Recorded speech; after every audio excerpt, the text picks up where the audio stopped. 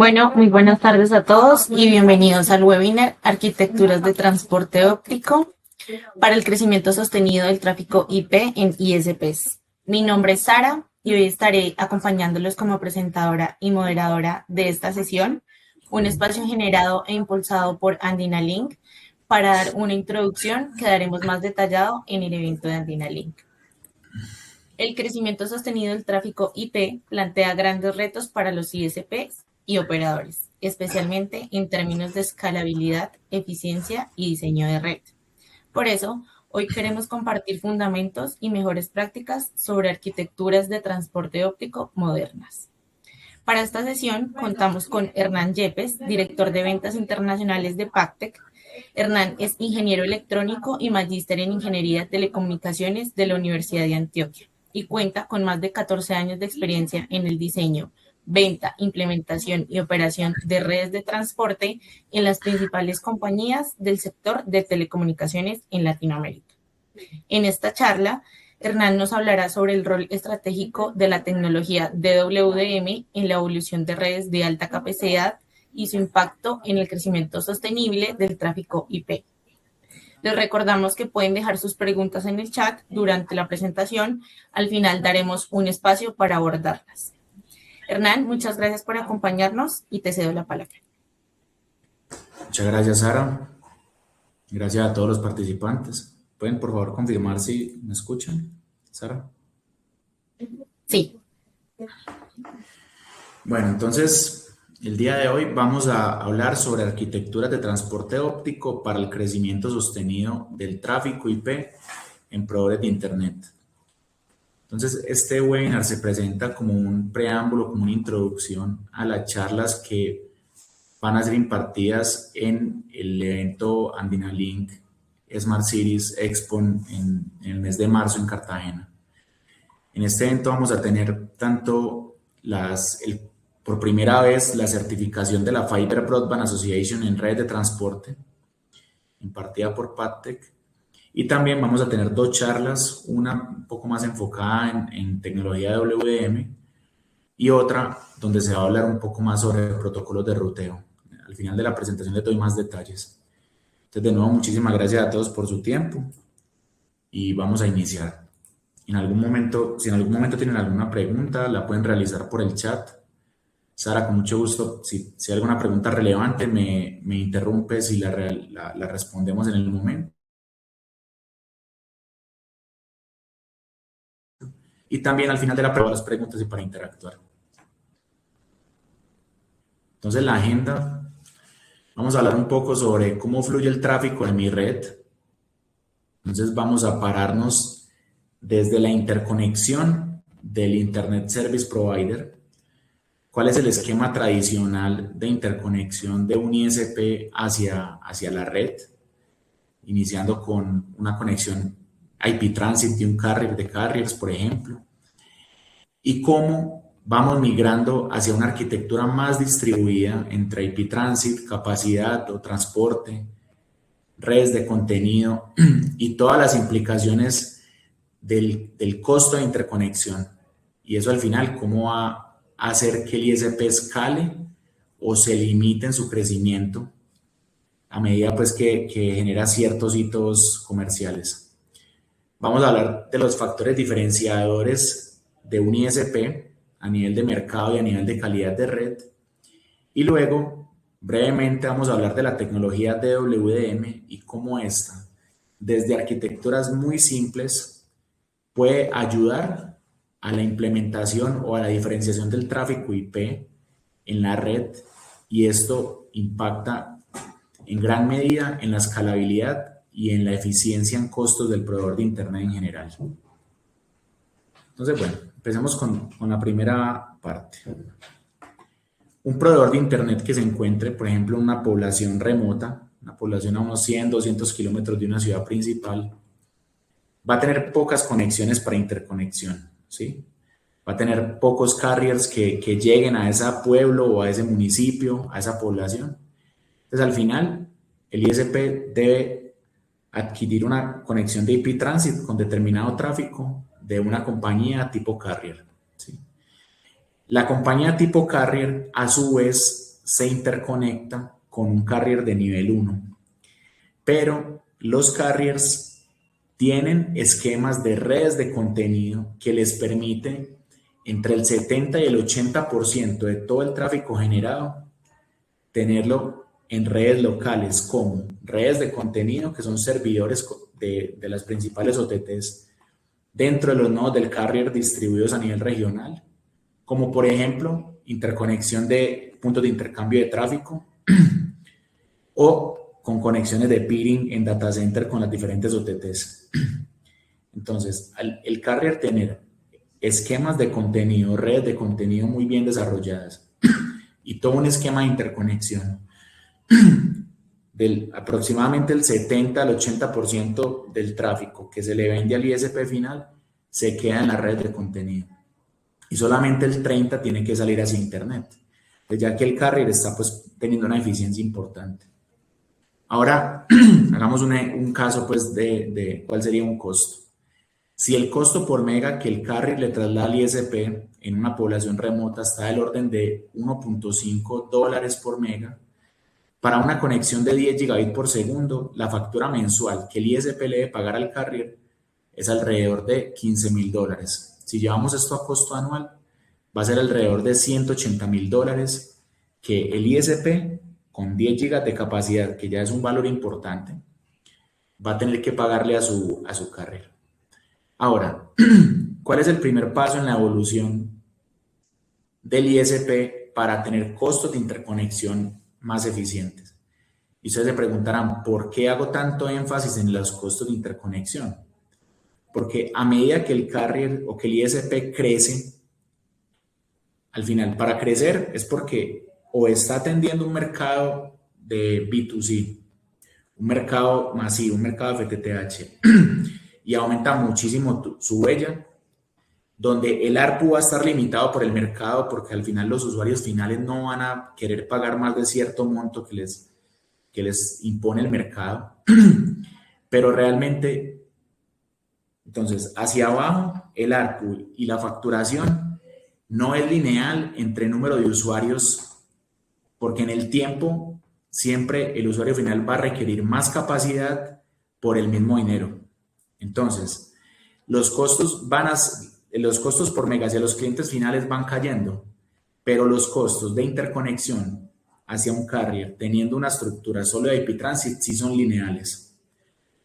Entonces, ¿cuál es el primer punto de optimización de la arquitectura de interconexión del ISP?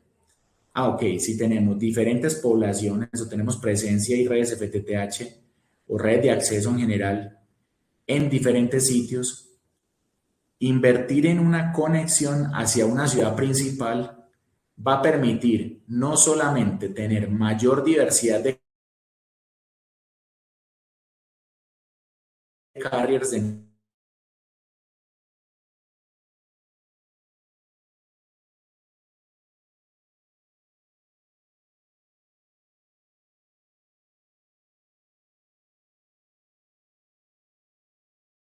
con las OTTs directamente, o en algún momento, dependiendo del tráfico que curse, puede solicitar sus propias CDNs a los OTTs.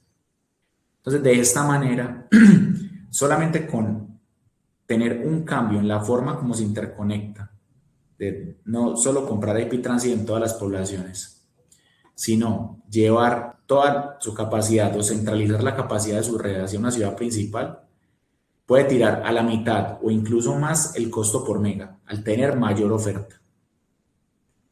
Entonces acá podemos ver un valor estimado de cuál sería un ahorro anual al cambiar el esquema de interconexión. Entonces ahora vamos a hablar de qué opciones tiene el ISP para realizar esta interconexión entre las operaciones locales.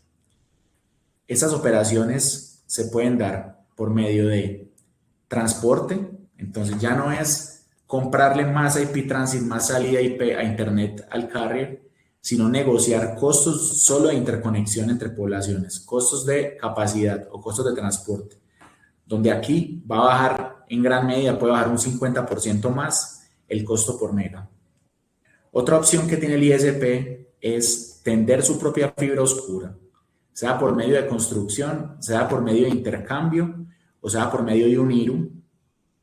Y la tercera opción es implementar tecnología de WDM. Entonces, al final, los costos de interconexión en un esquema basado solo en IP Transit, con un costo por mega bastante alto, hacia tener todas las operaciones centralizadas en una ciudad principal. Pero entonces, claro, puede que se ahorre una cantidad importante en el IP Transit.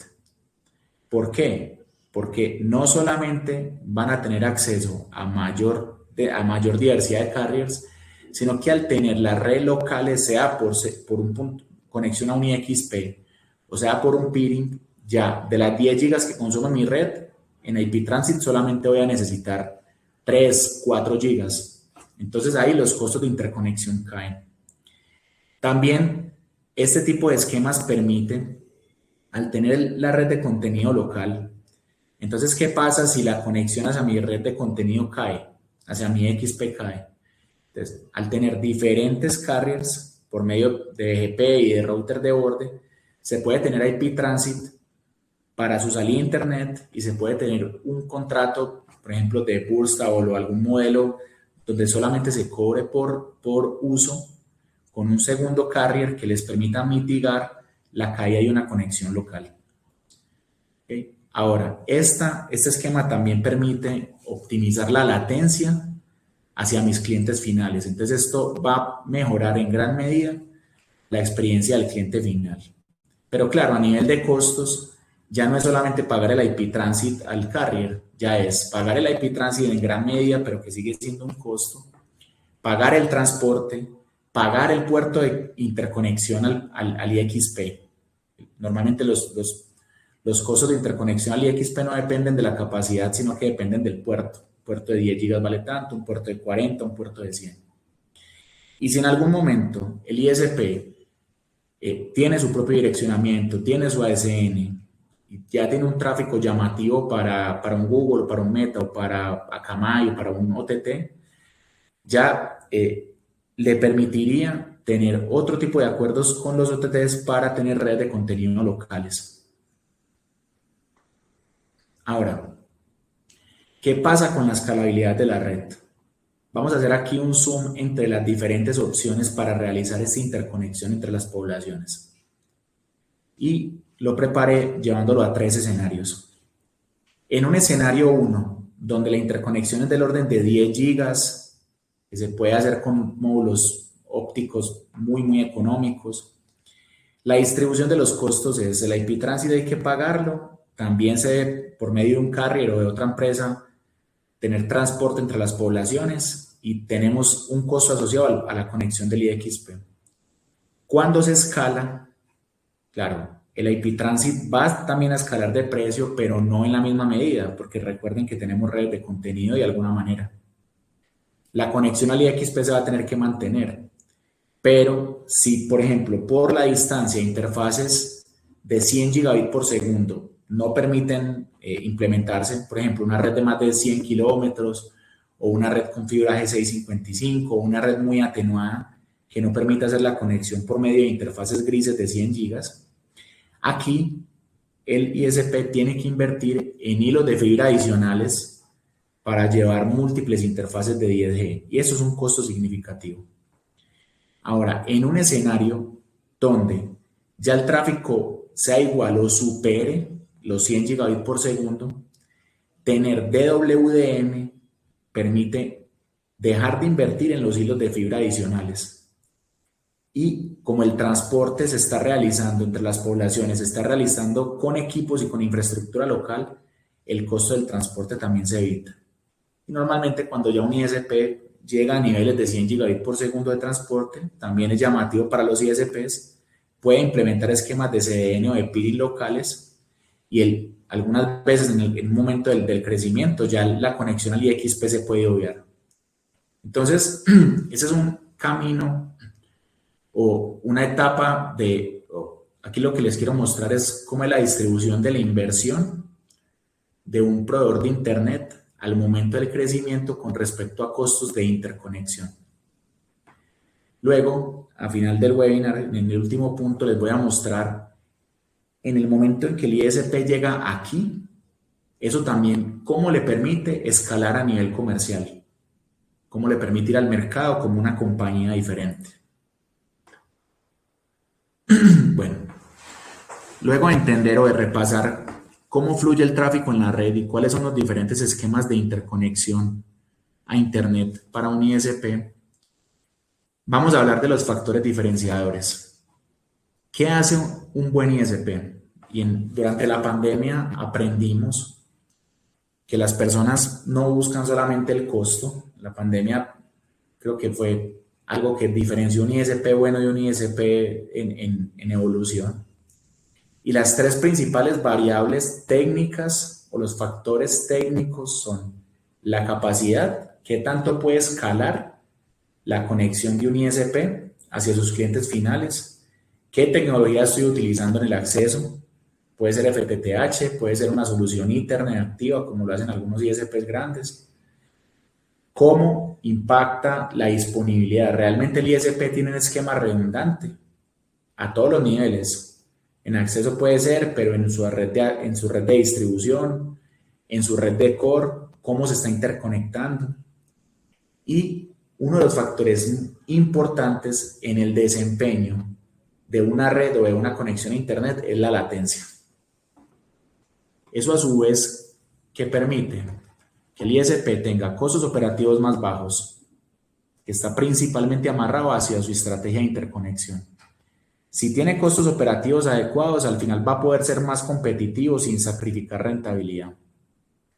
Y al tener una conexión de alta disponibilidad, baja latencia y pueda escalar en capacidad, el resultado corporativo es la reputación empresarial, el market share o la participación en el mercado y la diversificación.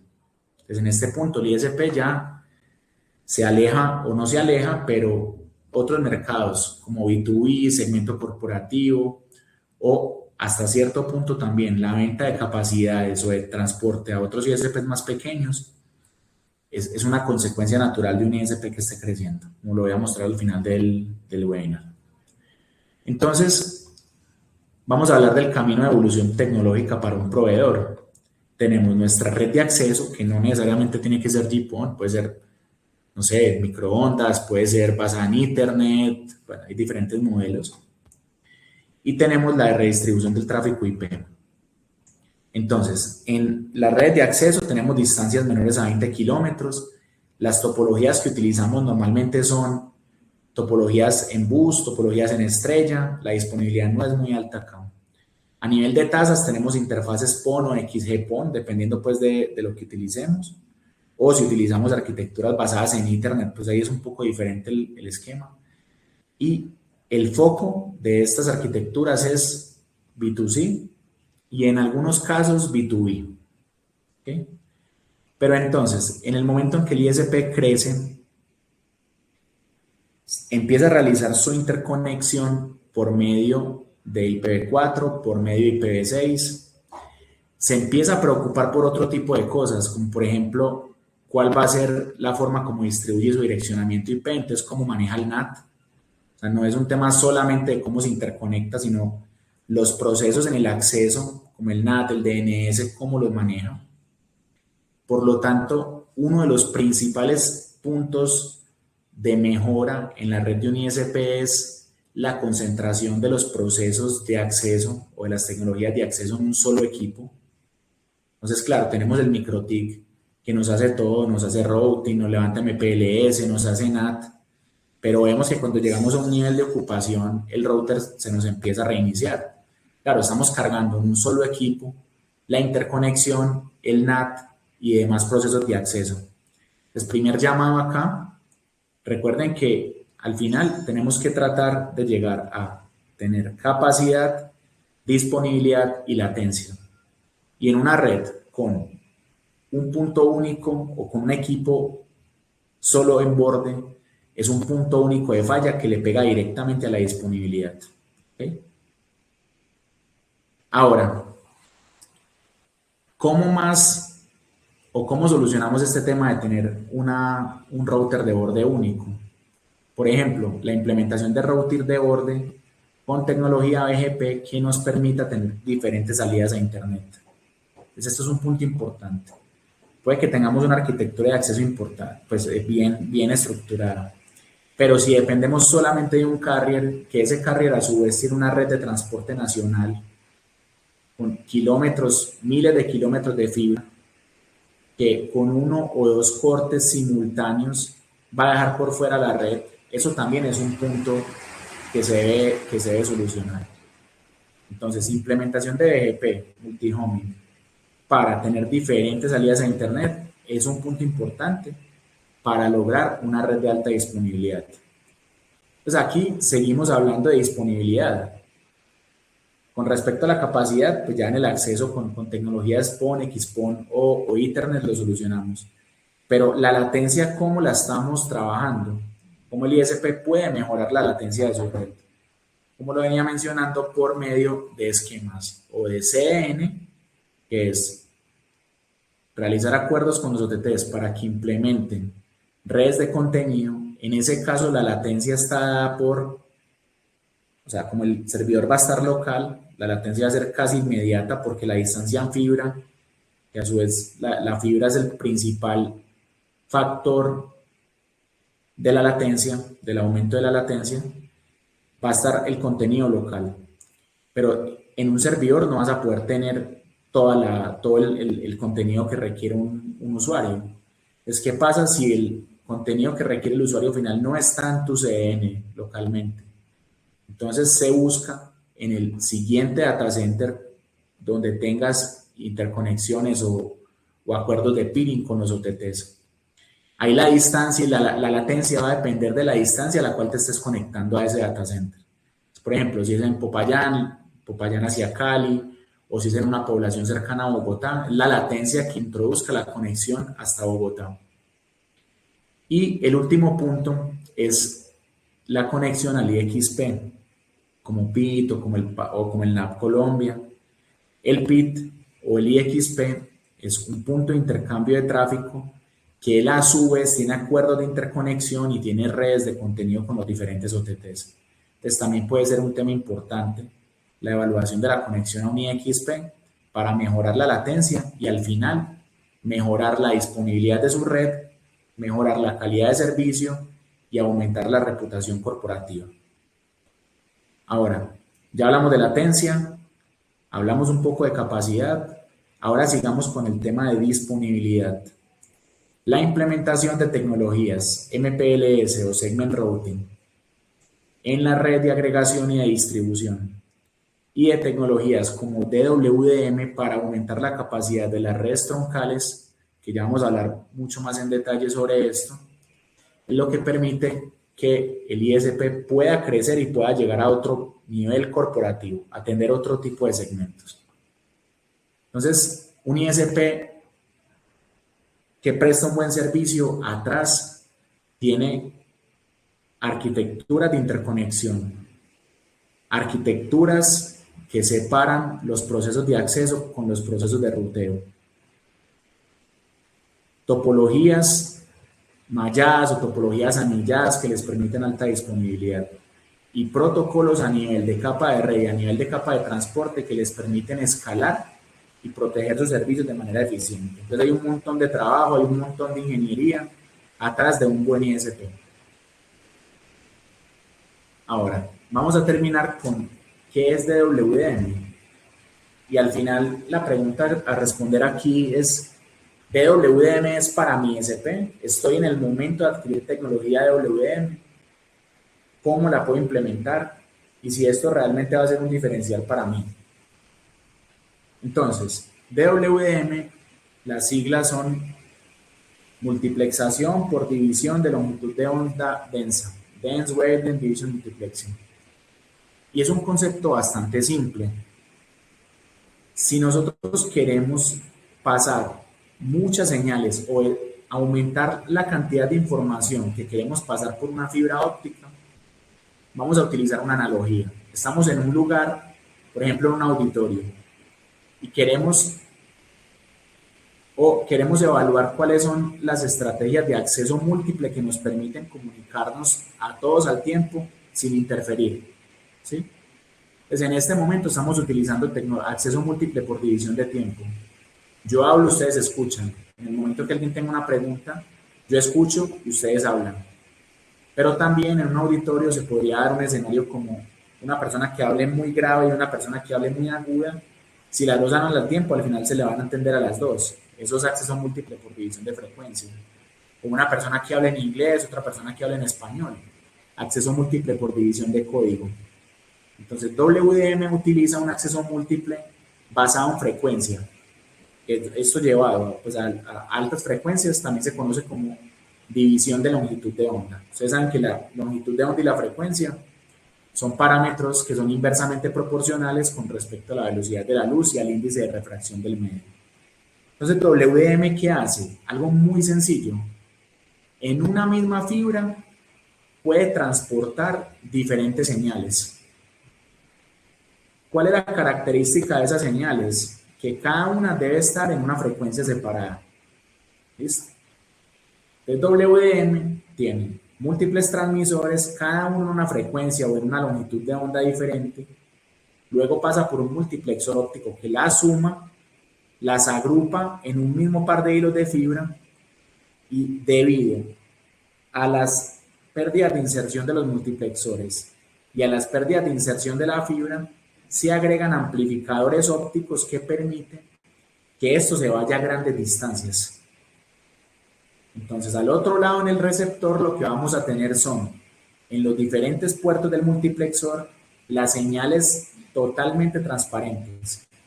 Entonces, al final, WDM se puede ver como un tubo que permite transportar diferentes señales de una forma transparente. ¿Listo? Ahora, ¿cuál es la característica de estas señales? Estas señales pueden tener una tasa baja o una tasa alta. Otra analogía que se puede ver aquí es la que tenemos en una autopista. La fibra óptica sería la autopista completa. Los carriles serían cada una de las frecuencias. Y el tamaño del carro, entonces en una autopista, en un carril, puede ir un camión, puede ir una NPR o puede ir un sedán. ¿Sí? Entonces, por el mismo carril se pueden transportar señales de baja tasa, señales de alta tasa. En el curso que vamos a dar de la Fiber Broadband en Andinalink vamos a explorar justamente esto. ¿Qué tanta capacidad podemos enviar en un slot de frecuencia? ¿Qué tan lejos podemos llegar? ¿Sí? Todo esto lo vamos a llevar a un análisis teórico y práctico y también vamos a hacer una simulación para identificar en nuestra red cuál va a ser la capacidad máxima o la tasa máxima de bit que voy a poder pasar en un slot de frecuencia. Entonces, teniendo claro esto, ustedes pensarán, claro, eso es una tecnología que le sirve a las empresas que necesitan tener muchísima capacidad en una red de larga distancia, los operadores, los carriers, pero realmente yo como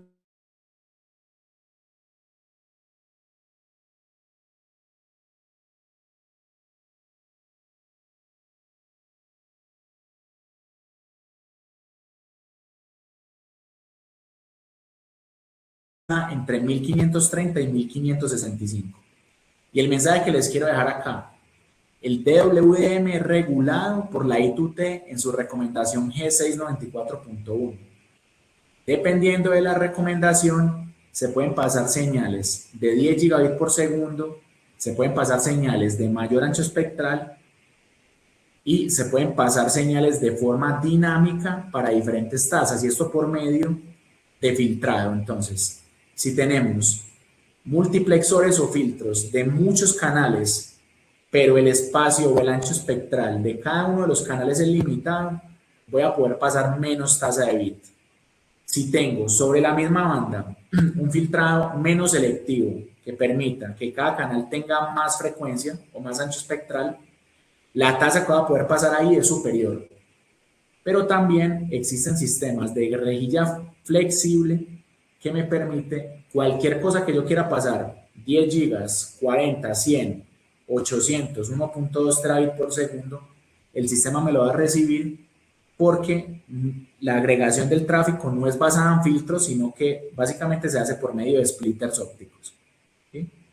Pues, el detalle de estos temas de dimensionamiento van a ser el punto más fuerte de la presentación, o mejor, de la certificación de la Fiber Broadband Association, que se va a hacer durante los 2 primeros días del evento Andinalink, que pueden encontrar la información en la página web del evento.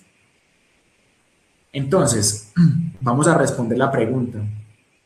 Claro, es una tecnología interesante, es una tecnología madura, que tienen la mayoría de carriers, la mayoría o todos lo deben tener, todos los operadores y carriers deben tener esa tecnología en algún momento. Pero para mi ISP es valiosa, y ¿cuándo debo pensar en esa tecnología? Entonces, como lo vimos al principio, el esquema de interconexión tradicional de un ISP tiene su red de acceso, tiene su microTIC o su equipito pues, de acceso, perdón, y ahí cuelga la conexión de internet que le presta un carrier, una conexión de IP Transit. Pero esta conexión tiene costos altos, claro, porque para un carrier llegar a una ciudad principal donde va a tener un pool de clientes también importante, o llegar hasta una población pequeña, a nivel de costos es muy diferente. El carrier va a tener que invertir en infraestructura, va a tener que invertir en equipos activos, en seguridad, en energía. O sea, va a tener que hacer una inversión muy fuerte para poder llegar a una población pequeña. Entonces, eso lleva a que los costos sean trasladados en la factura mensual, ¿sí? Entonces, el ISP, ¿cómo puede optimizar el costo por mega en su interconexión? O construyendo, o intercambiando, o consiguiendo hilos de fibra desde su población hasta una ciudad principal. Aquí, como lo veíamos al principio, van a tener mayor demanda o mayor oferta de carriers, entonces el costo cae. Y al final el carrier también va a tener menos costos en su red también. ¿Listo? Pero, ¿cómo se llega a una distancia de más de 60, 70 kilómetros? Por medio del uso de amplificadores ópticos. Y solamente al agregar multiplexores, ya en ese mismo enlace, teniendo esa misma troncal, no solamente se va a poder acceder a una ciudad primaria para optimizar costo por mega, sino que también se va a poder empezar a pasar muchísimo más tráfico por el mismo par de hilos, que en el último slide les voy a mostrar esto a dónde puede llevar mi empresa. Entonces, la percepción o el mito de la tecnología DWDM es: DWDM es una tecnología que permite pasar altas capacidades en largas distancias.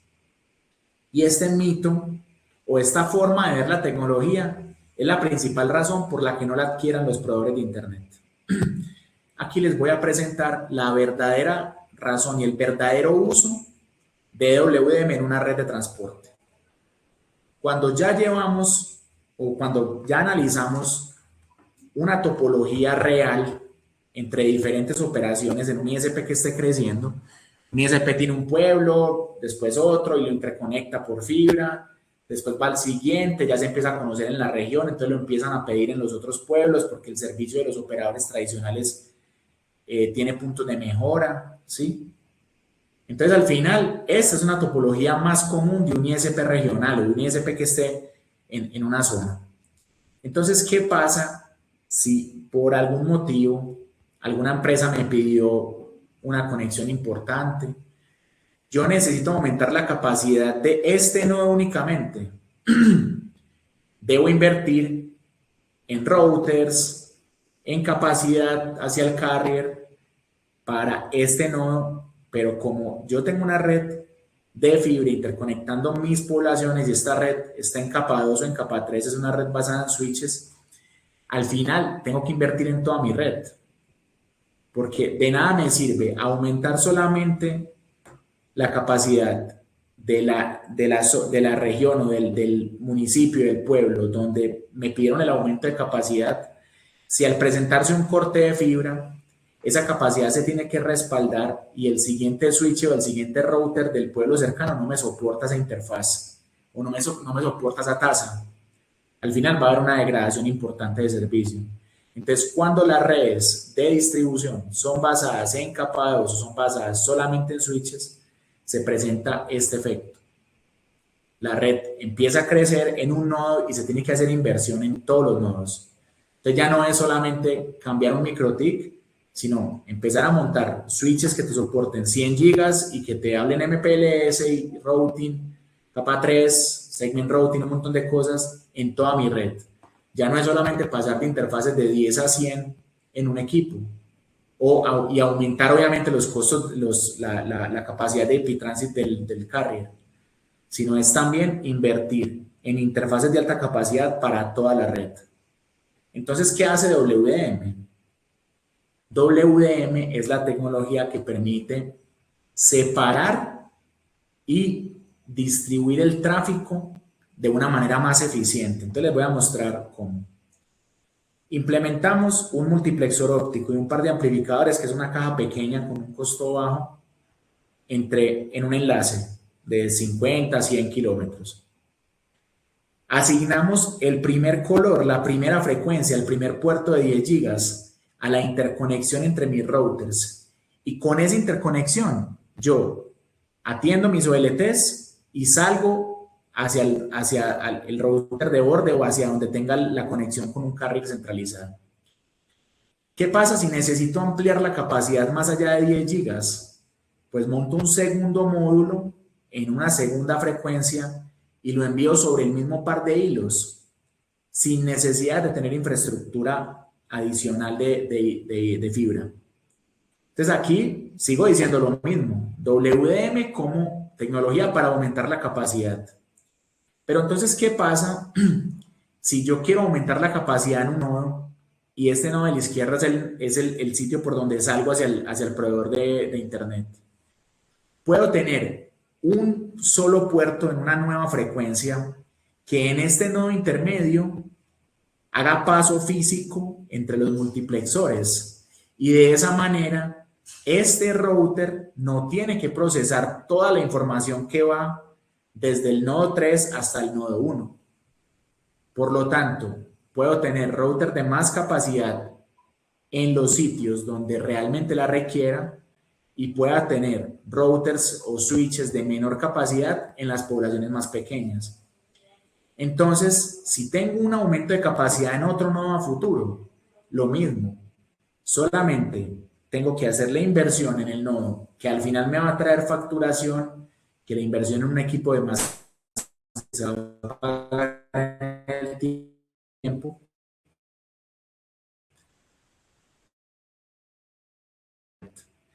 Entonces, WDM es la tecnología que permite separar y diversificar mi tráfico IP de una manera más eficiente en una red de alta capacidad. ¿Listo? Ahora, ¿cómo se puede implementar WDM? La forma más sencilla es el corazón del WDM y la arquitectura mínima es un multiplexor óptico y un amplificador. Y en mi mismo switch, llámese MikroTik, Huawei, Cisco, lo que sea, Datacom, IP Infusion, Juniper, lo que sea. En el mismo switch o en el mismo router coloco un módulo SFP, pero que sea DWDM. Y de esa manera puedo llevar múltiples señales en 10 gigas interconectadas al multiplexor y al final solamente necesito un par de hilos de fibra. ¿Qué necesito a nivel de switch o a nivel de router? Un equipo que soporte CFP plus DWDM, que casi todos lo soportan. Tiene que ser un equipo muy antiguo para que no lo soporte. Ahora, ¿cuál fue el siguiente paso de estas arquitecturas? Implementar señales de 400 gigas coherentes con unos módulos llamados OpenZR. Son módulos QSFP de doble densidad que son DWDM. Entonces, puedo directamente sobre mi router, sobre mi switch, aumentar cada conexión a 400 gigas, pero la limitación que tengo acá es que mi switch, mi router, lo debe soportar. ¿Y cuál es la evolución siguiente o cuál es otra arquitectura posible para implementar WDM? mantengo mis switches tradicionales con conexiones de 10 o de 100, implemento lo que se llama un transponder DWDM. El transponder lo que hace es recibir interfaces grises. Cuando hablo de una interfaz gris, es una interfaz en 1310 o en 1550, una interfaz de 10 gigas o de 100, y ese transponder aumenta la capacidad, en algunos casos sintoniza y también introduce códigos de corrección de errores en el sistema para hacer la transmisión mucho más robusta. Entonces, estas son las tres arquitecturas que permiten la implementación de redes DWDM en la red o de redes DWDM en mi sistema. Empezando con 10 GB directamente sobre los switches, pasando a interfaces de 400 directamente sobre mis routers o switches de nueva generación, o implementando transponders DWDM, que aquí pueden tener transponder que van desde 1 giga hasta 1.2 terabits por segundo y con diferentes características. Eso es un mundo totalmente aparte, pues que también en el curso de la Fiber Broadband vamos a presentar en detalle. ¿Listo? Al final, el multiplexor más el amplificador es una cajita de 2 unidades de rack de menos de 300 milímetros de profundidad que permite implementar esos enlaces. Entonces, para terminar, DWDM como motor de crecimiento del ISP. ¿A dónde puede llegar un proveedor de Internet con esta tecnología? Tenemos 3 operaciones, sitio 1, sitio 2, sitio 3, y en el sitio número 4 es donde tengo mi salida a Internet. WDM en mi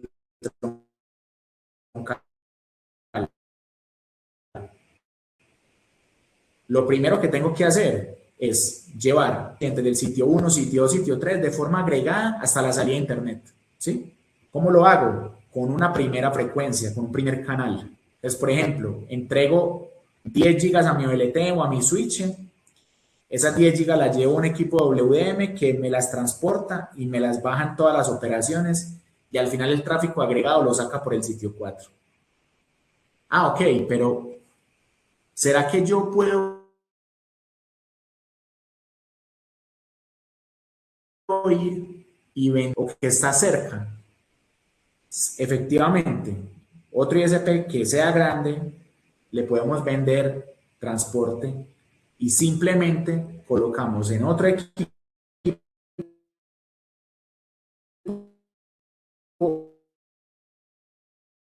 en una segunda frecuencia la capacidad que le voy a vender a ese segundo ISP. Entonces, aquí la primera reflexión, también convertirse en un carrier regional le permite ir a atender un segmento mayorista de proveedores de Internet, a transportar otros ISPs desde la población remota hasta la ciudad principal, para que a su vez ese otro ISP también optimice su estrategia de interconexión. ¿Y será que con esta tecnología puedo atender el segmento corporativo? Claro, porque es una tecnología que va a permitir el aumento de capacidad con la misma infraestructura. Obviamente a nivel de acceso hay que pensar en otro tipo de cosas, hay que pensar la solución, o sea, ya no es solamente Internet, pero la red te va a permitir crecimientos también para el sector corporativo. ¿Y qué pasa si la fibra troncal que tengo está en una zona geográfica privilegiada que le sirve de respaldo a las redes tradicionales de los carriers? ¿Será que un carrier me pide 400 gigas, que ya es una facturación importantísima? ¿Será que yo se lo puedo transportar también sobre mi red? Entonces acá también puedo, el status quo cambia, ya no es solamente el ISP como cliente del carrier, sino como aliado tecnológico. Habilita modelos de intercambio, ¿sí? Habilita ventas de altas capacidades.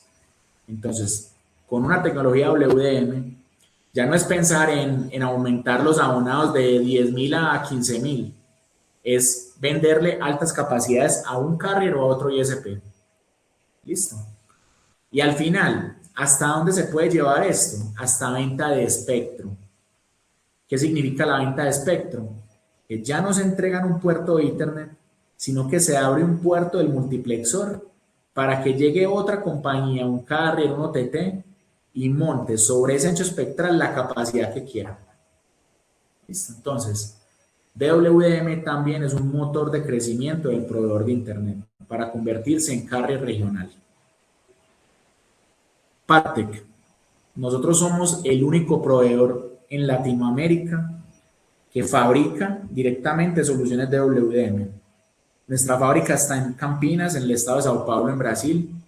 Tenemos operaciones locales con razón social en Estados Unidos, México, Colombia, que es nuestra operación principal, Perú, Chile y Argentina. Y tenemos redes implementadas en todo Sudamérica y Centroamérica y en Estados Unidos también. Tenemos una gama de productos que van desde plugables, switches, routers, nuestra tecnología propia que es de WDM, que en el evento de Andinalink también vamos a tener un stand y con mucho gusto ya les mostraremos los equipos, y nos posicionamos como el proveedor local de tecnología de WDM. Entonces tenemos tecnología propia, operación tanto a nivel de ventas, diseño, soporte local, propio en Colombia y en las otras operaciones que tenemos. También contamos con opciones de financiamiento interesantes. Pues bueno, de esa manera nos posicionamos como el proveedor local de tecnología de WDM. Para cerrar, los invitamos a el curso de actualización tecnológica número 2, que va a ser un curso más o menos parecido a este webinar, pero con mucho más nivel de detalle. Los invitamos también el día jueves 12 de marzo durante el evento de Andinalink en el curso de actualización tecnológica 1 a la charla de protocolos de ruteo con nuestro gerente comercial Mauricio Gualtero, y los invitamos a la certificación Fiverr FBA Certified Transport Designer, donde en 2 días, en 16 horas, vamos a estar dando conceptos mucho más profundos de fundamentos de fibra óptica, propagación, diseño y dimensionamiento, y vamos a hacer algunos ejercicios tanto en sitio con los equipos que tenemos como simulados de un montaje de una red de transporte. Entonces, eso sería todo. Aquí en pantalla les dejo mis datos, por si alguno tiene alguna duda o les podemos ayudar con algún tema pues, de WDM o routers. Entonces, no sé, Sara, ¿hay alguna pregunta? Hernán, muchas gracias por la presentación tan clara y tan completa. Sí, vamos a iniciar con el tema de las preguntas. Tenemos una en el chat. Tamara nos pregunta, ¿cómo se integra DWDM con la salida a Internet del ISP? Entonces, WDM lo que permite es tener el transporte de altas capacidades en la red, ¿sí? Al final, el equipo WDM no habla con un router de borde. El router de borde hablas a nivel IP, puede ser en capa 2, en capa 3, con los equipos de agregación. WDM es simplemente la autopista que permite el paso de todas esas señales de forma simultánea sobre la fibra, utilizando diferentes frecuencias para cada canal. Al final es una tecnología transparente. El router habla contra el router del carrier y habla contra los equipos de distribución, sean capa 2 o en capa 3. Bueno, me dice Hernán que tuvo un problema con el internet, creo que se le cayó, entonces igual les agradecemos a todos por acompañarnos hoy y los invitamos a continuar la conversación en Andinalink, donde Pactec tendrá presencia con stand, entonces por allá los esperamos. Muchas gracias.